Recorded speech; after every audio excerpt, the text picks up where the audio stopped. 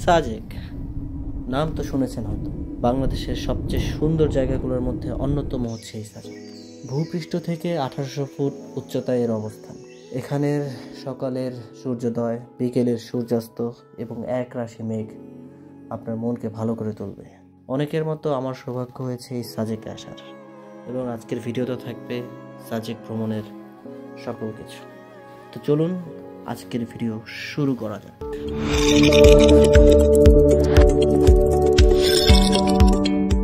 এখন আমরা আছি শাপলা চত্বরে। এখান থেকে সাজেক যাওয়ার জিপ, সিএনজি, চাঁদের গাড়ি, ছোট পিকআপ সব ধরনের ভেহিকলস পাওয়া যায়। এবং আমরা একটা মিনি পিকআপ রেন্ট নেই, মোট 11 জনের। আমরা 3 জন এবং বাইরের 8 জন। ভাড়া হচ্ছে 11,000 টাকা। এর মধ্যে রয়েছে আমাদের খাগড়াছড়ির কিছু স্পট আর সাজেকের। আমরা প্ল্যান করেছি তারপরের দিন আমরা রাঙামাটি যাব, তাই আমরা খাগড়াছড়ির স্পটগুলো ঘোরার প্ল্যানে নেই। আমরা শুধু সাজেক যাবো আর আসবো, তাও আমাদের 1000 টাকা পার পার্সন যাচ্ছে। 8:30টার দিকে আমাদের গাড়ি শাপলা চত্বর থেকে বাগাইহাটের উদ্দেশ্যে রওনা দেয়। আর বাগাইহাটে এসে সেনাবাহিনীর চেকপোস্ট আছে, ওইখানে সেনাবাহিনী গাড়ি এন্ট্রি করবে। তারপর আমরা 10:30টার স্কোয়াডে সাজেকের দিকে রওনা দেব। 9টার দিকে আমাদের সেনাবাহিনী চেকপোস্টে নামায় দেয়। আর এখান থেকে সকালের কিছু নাস্তা করে দিচ্ছি। এখানে তরতাজা পেঁপে, কলা, ডাব সব ফল পাওয়া যায়, দাম মোটামুটি রিজনেবল। আর 1-1.5 ঘন্টা এখানে থাকতে হবে। প্রায় 3-4 মাস পরে আজকে প্রথম সাজেক খুলছে, তাই অনেক নিউজ পোর্টাল আসছে নিউজ করতে। আর্মি ক্যাম্প, ডিসিপ্লিন থাকবে, এটাই স্বাভাবিক। তাই নিয়ম মাফিক সবাই এক লাইনে দাঁড়িয়ে আছে স্কোয়াড ছাড়ার উদ্দেশ্যে।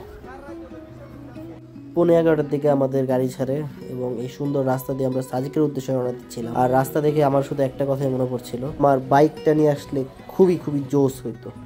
তো যাই হোক, ঘন্টাখানেক চলার পরে সব গাড়িগুলো এখানে এসে লাইন ধরে দাঁড়ায় থাকে সাজেক থেকে আসা গাড়িগুলোকে সাইড দেওয়ার জন্য, যেটা অনেকটা ট্রেনের ক্রসিং এর মতো লাগছিল আমার কাছে। যাই হোক, অনেকক্ষণ ধরে দাঁড়ায় আছে, প্রায় 1 ঘন্টার কাছাকাছি, ছাড়ার নাম নাই। তাই একটু ভিতরের দিকে ঠান্ডা বাতাস নিতে আসছিলাম। হাঁটতে হাঁটতে অনেকটাই ভিতরে এসে পড়ছি। আর সামনের দিকে অনেক মানুষের ঘর দেখা যাচ্ছিল। আবার হিমু যায় এখানে একজনের কাছে পানি চেয়ে বসলো। আর মজার বিষয় হচ্ছে এখানেও নেটওয়ার্ক নাই। সো ফাইনালি 1:30টার দিকে আমরা এসে একদম সাজেক পৌঁছাইলাম। আমাদের রুমে ঢুকতেছি, জানি একটুক্ষণ পরে রুমের 12টা বাজে যাবে, তাই আগেই রুমের একটা ভিডিও নিয়ে নিচ্ছিলাম। রুমটা খুবই সুন্দর, বিশেষ করে বেলকনিটা জাস্ট অসাধারণ। আমরা সাজেকে সবচেয়ে বেশি সময় এই বেলকনির দিয়ে কাটাইছি। এইখান থেকে ইন্ডিয়ার মিজোরাম ভিউটা দেখা যায়, আর এই ভিউটা আমার কাছে খুবই পছন্দ হয়েছে। ভেবেছিলাম সাজেকে পানির খুবই সংকট থাকে, বাট আইসা দেখি এখানে পর্যাপ্ত পানি আছে, আর পানিও বিশাল ঠান্ডা। ঠান্ডা পানিতে গোসল করার পরে এখানে আইসা একটু হালকা বাতাস খাচ্ছিলাম। আর এখানকার পরিবেশ এত রিফ্রেশিং ছিল, যত টায়ার্ডনেস, যত ক্লান্তি ছিল সব 2 মিনিটের মধ্যে কোথায় যেন উধাও হয়ে গেল। আর এখন আমি এখানে অপেক্ষা করতেছি মূলত ফ্রেন্ডের জন্য। ওরা গোসল করতে গেছে, ওরা মূলত বের হইলেই আমরা দুপুরের লাঞ্চের জন্য রওনা দিব। সো দুপুরের খাবারের জন্য আমরা এই হোটেলে চলে আসি, এবং এই হোটেলের নাম হচ্ছে চিলেকোঠা। এটার টপ ফ্লোর থেকে সাজেকের পাহাড়ে একটা সুন্দর ভিউ পাওয়া যায়। তো চিন্তা করলাম দুপুরের খাবারের সাথে পাহাড়ের ভিউ খাওয়া যায়, বিষয়টা খুবই মজাদার হবে। আর এখানে খাবার দাবারের মানও খুব ভালো ছিল। পাহাড় দেখতে দেখতে দুপুরের ভোজন সেরে নিলাম, আর এই হচ্ছে অবস্থা। আর এখন আমরা রওনা দিচ্ছি কাংলাং পাহাড়ের দিকে। ইচ্ছে ছিল পায়ে হেঁটে যাওয়ার, কিন্তু সময় খুব কম। এখন সন্ধ্যা হয়ে যায় 5টা, 5:30টার দিকে। তাই আমরা আমাদের গাড়ির উপরে উঠে বসলাম। উপর থেকে সাজেক দেখতে দেখতে যাচ্ছিলাম। বিষয়টা আসলে খুবই রোমাঞ্চকর লাগছিল। আর একটা মজার বিষয় হচ্ছে, এই পাহাড়ের আনাচে কানাচে, উপরে নিচে, ডানে বামে শুধু রিসোর্ট আর রিসোর্ট। এত রিসোর্টের ভিড়ে সবচেয়ে সুন্দর জায়গা হচ্ছে ওই মসজিদটা, যেটা বাংলাদেশের সবচেয়ে উঁচুতে অবস্থিত মসজিদ।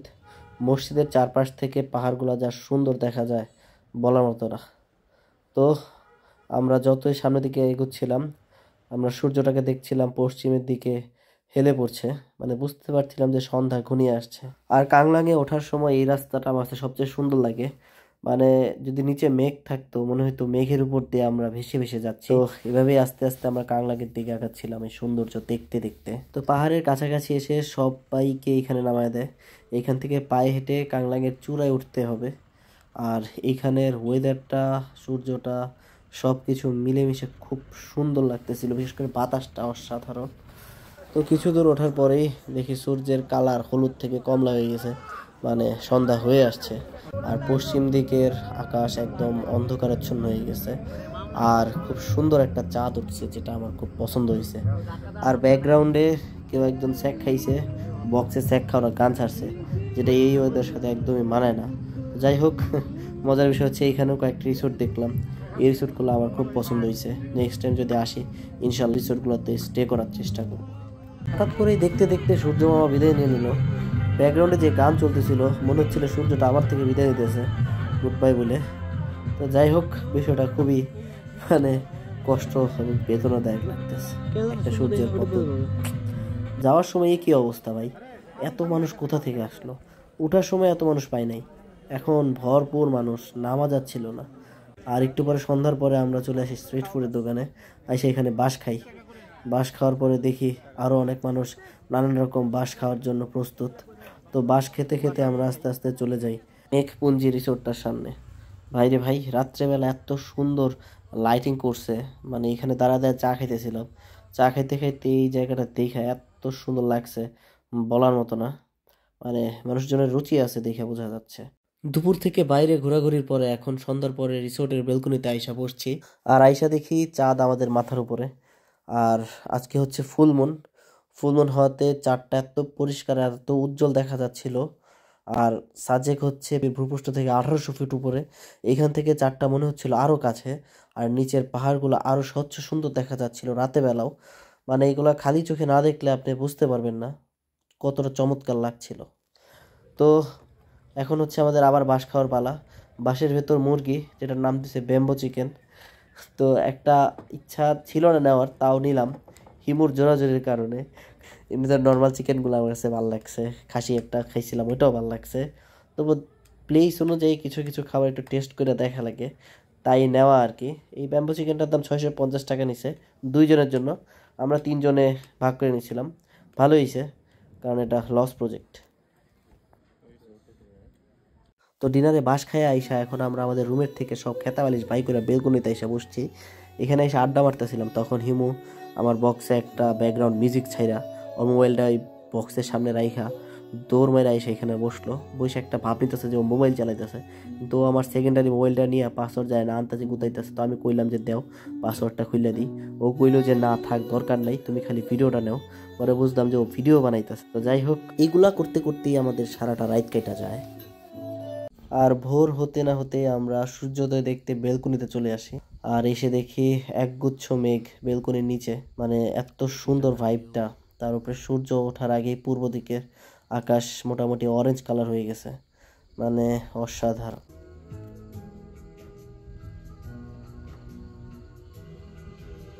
ওয়াও ওয়াও ভাই ওয়াও, অনেক সুন্দর এই দেশ।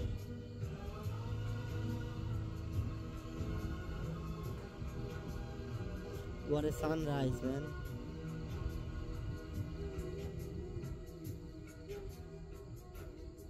একটু বেলা বাড়ার সাথে সাথে আমরা বের হয়ে আসছি একটু হাঁটাহাঁটি করার জন্য। আর এখন আমরা এই সাজেকের সকালের শুভ্রতা অনুভব করতে পারতেছি আর দেখতেছি আসলে সাজেকের সকালটা কীরকম হয়। আপনারা সাজেকে আসলে অবশ্যই সকালে উঠবেন। সূর্যোদয় না দেখলে সাজেক আসলে কিছুই না, নর্মালি পাহাড়ি মনে হবে। এখানে সকালটা খুব সুন্দর, মানে কতটুকু সুন্দর তা আপনি খালি চোখে না দেখলে বিশ্বাস করতে পারবেন না। সো হাতে সময় খুবই কম, এখন 7:30টার মতো বাজে। 10:30টার স্কোয়াডে আমরা আবার সাজেক ছেড়ে চলে যাব আজকেই। আর একটা দিন চোখের পলকেই কেটে গেল, খুবই সুন্দর মুহূর্ত কাটিয়েছি এই সাজেকে। আপনারা আসবেন, ঘুরবেন, ভালো লাগবে। এখানের ওয়েদার খুবই সুন্দর। তো যাই হোক, এখানে আমাদের রুমের চেক আউট টাইম হচ্ছে 10টা। আর রুমের বিষয়ে যদি বলি, এই রুমের হচ্ছে কাপেল রুম, দুইজন থাকা যায়, 4000 টাকা ভাড়া। আমরা তিনজন থাকছি, 4000 টাকায় ভাড়া নিছে। রুমটা খুবই সুন্দর চমৎকার, অনেকবার দেখাইছি ভিডিওতে। সকলকে ধন্যবাদ ভিডিওটা শেষ পর্যন্ত দেখার জন্য। এবং নেক্সট ভিডিওতে আপনারা দেখতে পারবেন সাজেক থেকে রাঙামাটি ভ্রমণ। আশা করি ওই ভিডিওটা আপনাদের ভালো লাগবে। তো আজকের ভিডিও এই পর্যন্তই, সকলকে ধন্যবাদ। নেক্সটে দেখা হবে নতুন কোনো ভিডিওতে নতুন কোনোভাবে। সে পর্যন্ত টাটা।